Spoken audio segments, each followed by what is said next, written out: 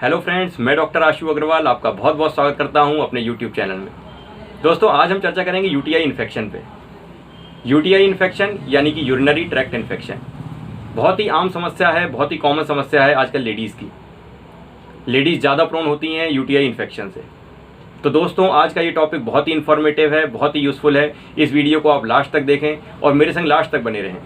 तो दोस्तों, शुरू करने से पहले मैं आपको याद दिला दूं कि अगर आपने मेरा चैनल सब्सक्राइब नहीं किया है तो मेरा चैनल सब्सक्राइब करें और इस वीडियो को ज़्यादा से ज़्यादा शेयर करें, लाइक करें और इसमें बताई गई यूज़फुल इन्फॉर्मेशन को आप अपने दोस्तों रिलेटिव से शेयर भी करें। तो दोस्तों, शुरू करते हैं यूरिनरी ट्रैक्ट इन्फेक्शन यानी कि यूटीआई। सबसे पहले जानते हैं यूरिनरी ट्रैक्ट। यूरिनरी ट्रैक्ट में क्या होता है? 2 किडनीज, 2 यूरेटर, 1 ब्लैडर और 1 यूरेथ्रा। 2 किडनीज होती हैं, लोअर बैक में सिचुएटेड होती हैं, कमर के निचले हिस्से में लोअर बैक में सिचुएटेड होती हैं। क्या काम होता है इनका? ब्लड को फिल्टर करना। ब्लड को फिल्टर करती रहती हैं किडनीज और जो वेस्ट मटेरियल्स होते हैं उसको बाहर निकालने का काम होता है इनका। इससे 2 पाइप नुमा स्ट्रक्चर निकले रहते हैं, उनको यूरेटर्स कहते हैं। वो किडनी से ब्लैडर तक जुड़े हुए होते हैं। ब्लैडर यानी कि पेशाब की थैली और इसके बाद यूरेथ्रा। तो ये 4 स्ट्रक्चर्स हैं टोटल यूरिनरी ट्रैक्ट के। 2 किडनीज, 2 यूरेटर, 1 ब्लैडर और 1 यूरेथ्रा। यूरेथ्रा यानी कि ओपनिंग जिससे पेशाब बाहर निकलती है। अब जानते हैं कि यूरिनरी ट्रैक्ट इन्फेक्शन कैसे होता है। अगर कोई इन्फेक्शन बैक्टीरियल या फंगल यूरिन के रास्ते ट्रैक्ट को इन्वेड कर देता है तो यूरिनरी ट्रैक्ट इन्फेक्शन हो जाता है। इसके बहुत सारे कारण हम लोग आगे डिस्कस करेंगे। फीमेल्स ज़्यादा प्रोन होती हैं मेल्स की अपेक्षा। इसके कई कारण हैं।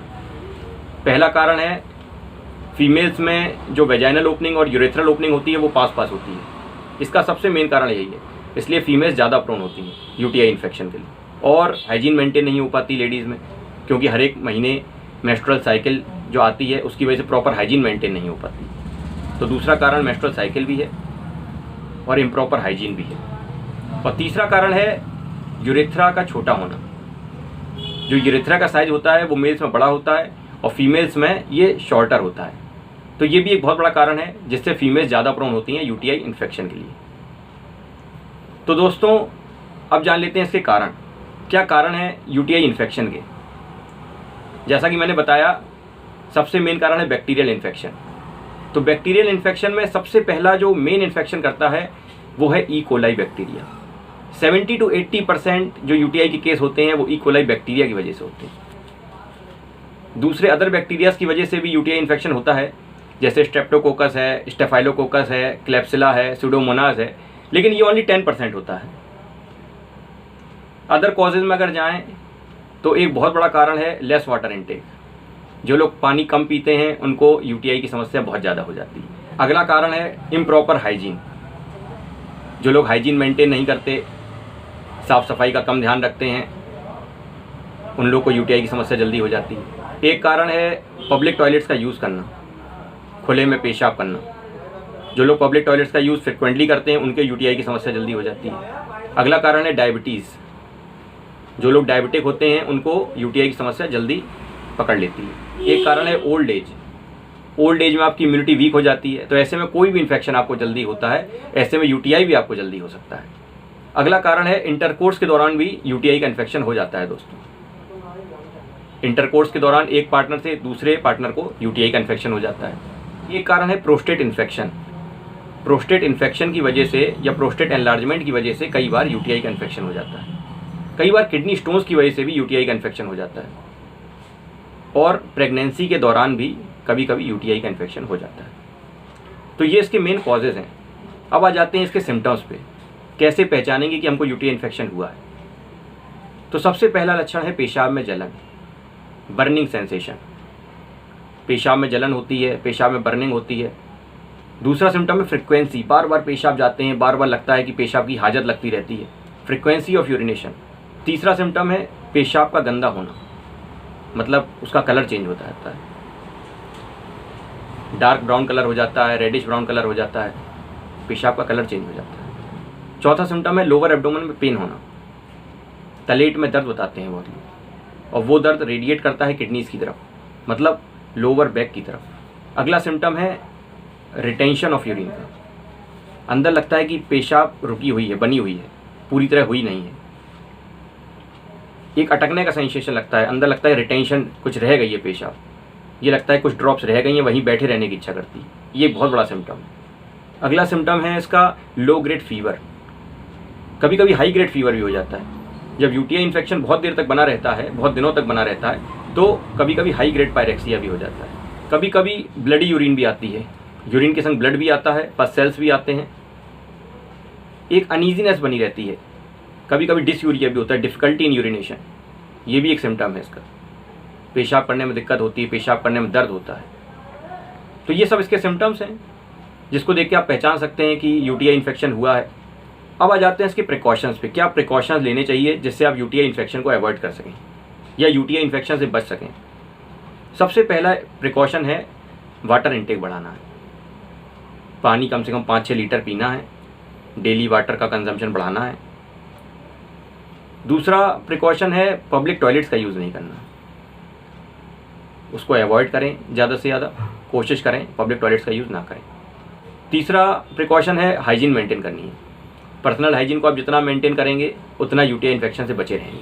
चौथा प्रिकॉशन है यूरिन को रोकना नहीं है। जैसे यूरिन लगे तुरंत जाना है। कई लोग यूरिन को रोके रखते हैं, काम में लगे रहते हैं कि थोड़ी देर बाद चले जाएंगे, लेकिन ये काम बिल्कुल नहीं करना है। अगर आप पेशाब को रोकते हैं तो आप यूटीआई इन्फेक्शन को इन्वाइट करते हैं, इसलिए पेशाब को रोकना नहीं है। पेशाब रोकने से और भी कई बीमारियाँ हो जाती हैं।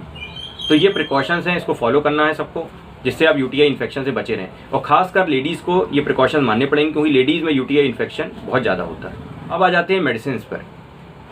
क्या होम्योपैथिक दवाइयाँ हैं जो यूटीआई इन्फेक्शन को जड़ से ख़त्म कर सकती हैं। पहली होम्योपैथिक रेमेडी है कैंथरेस 30।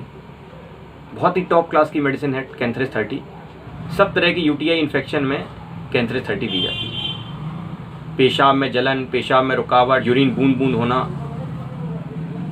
बार बार पेशाब की हाजत लगना, ये सब लक्षण कैंथरेस में। इवन ब्लड विद यूरिन, ये लक्षण भी कैंथरेस में। बहुत ही टॉप ग्रेड मेडिसिन है कैंथरेस। दूसरी दवाई है टेरेबिंथेना 30। जहाँ पे यूरिन के संग ब्लड आता है, जहाँ पे यूरिन के संग पस सेल्स आते हैं, वहाँ टेरेबिंथेना 30 बहुत ही यूज़फुल है। तीसरी दवाई है पेट्रोसेलिनियम 30। पेट्रोसेलिनियम किसी भी तरह की यूटीआई इन्फेक्शन को बहुत अच्छे से हैंडल करती है। तो ये 3 दवाइयाँ हैं, कैंथरेस 30, टेरेबिंथेना 30, पेट्रोसेलिनियम 30। ये चाहे एक्यूट यूटीआई हो चाहे क्रॉनिक यूटीआई हो, दोनों में दी जा सकती हैं। 2 मदर टिंचर्स हैं जो मैं फ्रिक्वेंटली देता हूँ यूटीआई इन्फेक्शन में। पहला है बर्बरिस वल्गैरिस क्यू और दूसरी मेडिसिन है इक्विजिटम क्यू। बर्बरिस वल्गैरिस क्यू सब तरह की यूटीआई इन्फेक्शन में दी जाती है। स्टोन्स की भी दवाई कही जाती है बर्बरिस वल्गैरिस क्यू। और जो इक्विजिटम क्यू है वो अगर पेशाब रुक रुक के होता है, तलेट में दर्द रहता है, सिस्टाइटिस की प्रॉब्लम रहती है, ऐसी जगह पे दी जाती है। तो ये सब दवाइयाँ यूटीआई इन्फेक्शन में बहुत ही कारगर हैं। जिन लोग को रिपीटेड यूटीआई इन्फेक्शन हो जाता है, क्रॉनिक यूटीआई इन्फेक्शन हो जाता है, बार बार शिकायत हो जाती है यूटीआई इन्फेक्शन की, एक ड्रॉप आता है SBL ड्रॉप नंबर 3। बहुत ही कारगर दवाई है SBL ड्रॉप नंबर 3। उसमें ये सारी दवाइयाँ मिली हुई हैं। जिन लोग को रिकरेंट इन्फेक्शन होता है वो 2-3 महीने तक इसको लगातार यूज़ कर सकते हैं। इससे बार बार जो रिकरेंट यूटीआई की प्रॉब्लम है वो ख़त्म हो जाती है। SBL ड्रॉप नंबर 3 मैं आपको दिखा देता हूँ। ये SBL ड्रॉप नंबर 3 है। बहुत ही अच्छी दवाई है यूटीआई इन्फेक्शन के लिए। इसमें क्या क्या दवाई पड़ी हैं देख लेते हैं। इसमें बर्बरिस वल्गैरिस क्यू है, सारसापेरेला क्यू है, ऑसिमम कैनम क्यू है, पेरायरा ब्रेवा क्यू है, सिनेशियो ऑरियस क्यू है और कैंथरेस 3X पोटेंसी में। तो ये दवाइयाँ इसमें मिली हैं, 6 दवाइयाँ मिली हैं इसमें और यूटीआई इन्फेक्शन के लिए बहुत ही कारगर दवाई है। तो ये इसका कंप्लीट होम्योपैथिक ट्रीटमेंट है जो मैंने आपको बताया। जिन लोग को बार बार यूटीआई की शिकायत हो जाती है वो SBL ड्रॉप नंबर 3 के संग कैंथरेस 30, पेट्रोसेलिनियम 30 और टेरेबिंथेना 30 साथ में ले सकते हैं। जो डाइल्यूशन मैंने तीनों बताए हैं, इनको 5-5 बूंदें आधे कप पानी में सुबह दोपहर शाम लें, लगातार 1 महीने लेना है। और जो मदर टिंचर मैंने बताए हैं बर्बरिस वल्गैरिस क्यू और इक्विजिटम क्यू, इसको आप 20-20 बूंदें ले लें आधे कप पानी में सुबह दोपहर शाम। SBL ड्रॉप नंबर 3 20-20 बूंदें लेना है सुबह दोपहर शाम आधे कप पानी में। और अगर रिकरेंट और क्रॉनिक यूटीआई की शिकायत है तो उसको आप 2-3 महीने तक यूज़ करें। तो ये इसका कंप्लीट ट्रीटमेंट है दोस्तों। तो दोस्तों आज के लिए बस इतना ही। आज हम लोगों ने डिस्कस किया यूटीआई इन्फेक्शन पे। अगर आपको ये वीडियो यूज़फुल लगता है और इन्फॉर्मेटिव लगता है तो इस वीडियो को आप ज़्यादा से ज़्यादा शेयर करें, लाइक करें और मेरे चैनल को सब्सक्राइब करें। Thanks a lot.